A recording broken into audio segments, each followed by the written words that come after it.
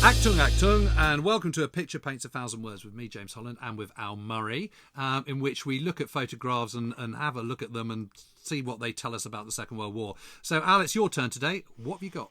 Well, I have got a picture, and it's from 45-46, it's dated, of the centre of Berlin, of the Reichstag, the Brandenburg Gate, rather. Reichstag's off to the left, Reichschancellery off to the right, of the Brandenburg Gate. And the devastation. This is endgame, this picture. This is what you get if you declare war on three much bigger economies than your own, and your first initial 6-week burst of success turns out to be a flash in the pan. This is the most extraordinary image, because in order to defeat Nazi Germany, the Allies had to go to the capital. And like I said, just off to the right of this image is the Reichschancellery, is where Hitler killed himself, is where the Führer bunker is. That large building, the large building that sort of, there's a sort of, on the right-hand side behind the Brandenburg Gate, that large building there is the Adlon Hotel, which is the swankiest hotel in Berlin. That's like the Lanesborough or the one of the Hiltons in central London in Mayfair. That's that hotel equivalent.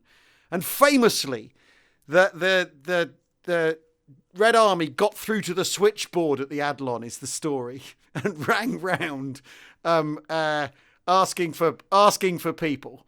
The NKVD got through, asking if they could be put through to the Reichschancellery, to the Führer bunker, is the story. But the drama goes right to the heart of Berlin, to where the elite frolicked and drank champagne, where the Nazi elite lived the high life at the height of the dictatorship. And in order to defeat it, because they wouldn't take no for an answer, basically, the Nazi leadership couldn't accept that they'd lost the war. Central Berlin had to be captured and in the process destroyed. And I think this image is incredibly striking, because this isn't just the bombing, the Blitz bombing of the war that the British put in and the Americans put in. This is two great big bloody Russian armies tearing their way through the capital and meeting in the middle. Yeah, I mean, you're looking straight down the Unter den Linden, aren't you? And it looks like a sort of post-apocalyptic kind of zombie movie set, doesn't it? It really does. And funny enough, that's exactly, where do zombie movies get their inspiration from? It's not least from images like this. I mean, I reckon this is taken in the summer of 1945. Would be my guess. This is Potsdam time, isn't it? Yeah, and you're looking down towards Museum Island, into the east, towards the Alex. Yeah. It's quite an extraordinary picture, and this is where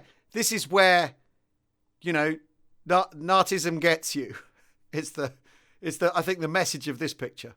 It is amazing, because there's literally not a single building with an intact roof on it, is there? No, not one. And this is the seat of government. This is the absolute very centre of the German machine, of the Nazi state. And it's been absolutely flattened and smashed to pieces, rather.